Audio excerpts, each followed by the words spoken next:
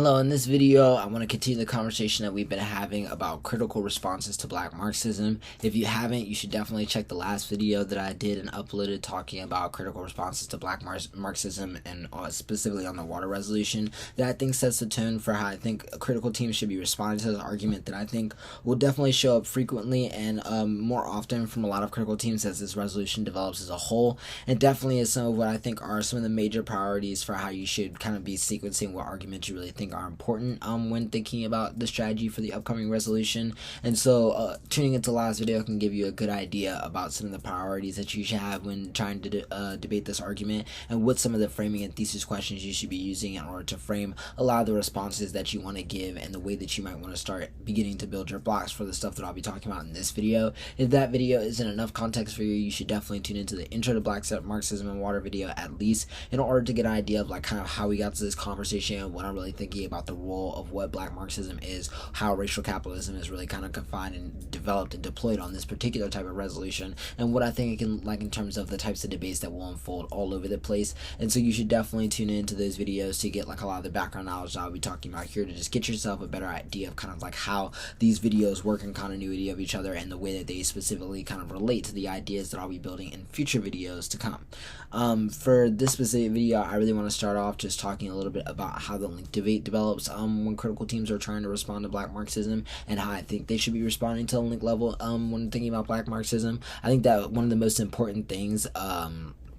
about the link debate as a whole is that the first thing that you should be thinking about is how can you basically impose the things that you're winning earlier on in the framing portions of the debate, to allow the judge to kind of decide like how much the link argument is relevant to like the evaluation of the 1AC as like a particular solvency mechanism to kind of get beyond the barriers it's isolated in the context of the status quo. I think a lot of the arguments that you want to make are ones about the way in which the status quo kind of positions various forms of like crackdown and dispossession as ways to sap the potential for various types of radical imaginaries, and the idea that we can only stick or create one type of like perfect institution or organization basically requires the kind of investment into what is kind of sapping revolutionary energy right now. And I think that that can open up a really wide variety of ways for the judge to kind of think about your relationship to the link argument if you begin to insert examples into these type of arguments that are able to prove the earlier on kind of considerations we made in the last video when thinking about like how you want to react with these thesis level questions. A lot of the link arguments, even when diversified, are really just kind of further developments upon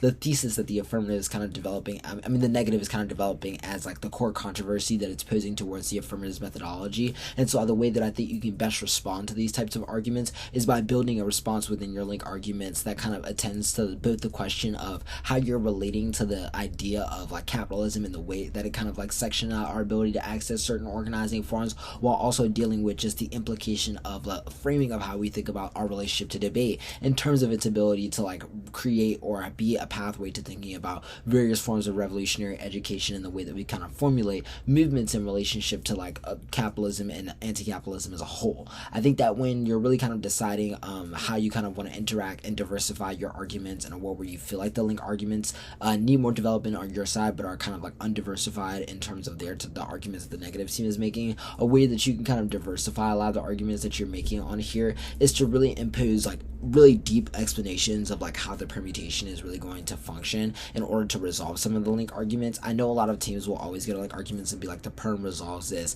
because of the way in which the alternative is usually able to kind of scale up to resolve the kind of like disads from the link argument. But I think that a much better way to use that time is to really explain how the examples speak to kind of the complications of the link arguments, and then be able to bring the alternative in conversation and split the permutation apart and say that the alternative on its own doesn't allow the kind of like coming to terms with the ways in which the link argument imposes and forces us to think about like the true force that racial capitalism has in terms of like being able to infiltrate all types of institutions and organizing forms, thus making it like a question of just like what ways we can pull together various forms of tactics that are kind of like necessary in order to get us closer to like a world that looks a lot like different in terms of how we think about like water as a resource in our relationship to like the structural kind of injustice that has continued under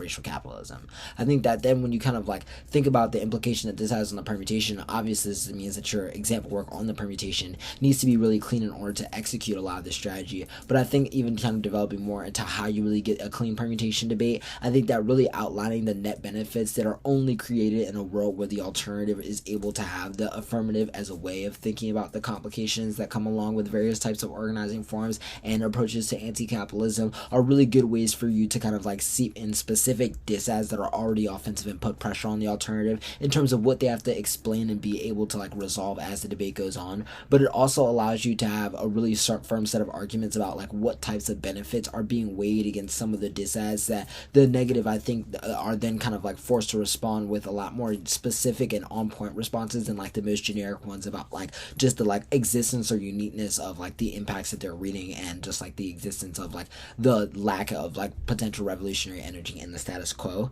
And I think that with the lack of specificity on type to the net benefits that you're proposing can be a real place for you to bring out a lot of the particular not only benefits of the addition of strategies, but also to further develop why even outside of the permutation, the affirmative at least kind of moves towards a direction of transition that looks a lot closer to the alternative than maybe what is being considered via the link debates, which I think puts you in a lot more positive position as a whole. I then think that when you're kind of transitioning into the impact comparison debate, a lot of this you need to like basically critique the ability for them to use like this like large scale magnifying impact and its ability to like basically prove the existence of capitalism as a means to like impose that the critique is responsible for being, or that the affirmative is able to be like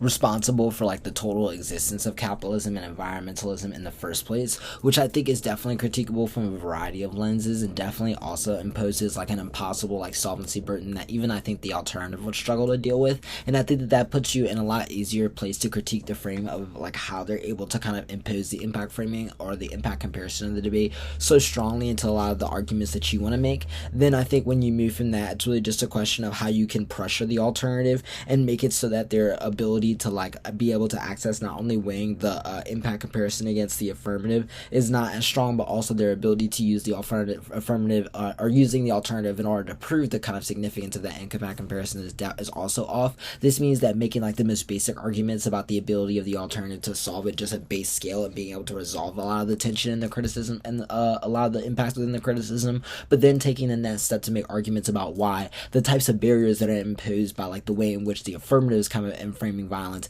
and thinking about things that are various forms of violence that are imposed by the status quo also impose barriers onto like the ability of the alternative to be able to organize and create a structure or set of tactics that is able to actually disidentify with both that of the negative and the affirmative, which I think opens up a larger burden for the alternative to face that I think forces the negative team to at least take further explanation, if not, then to budge down on the ability of the alternative to work as a comparable source of like offense for them to win the debate, which I think is ultimately a much better like strategic position for you as a whole. Hopefully this video was helpful for you, and hopefully you'll keep turning it into videos I'll be doing kind of talking about Black Marxism and water and what I think about it on the resolution and other videos in the future. Yeah, thanks.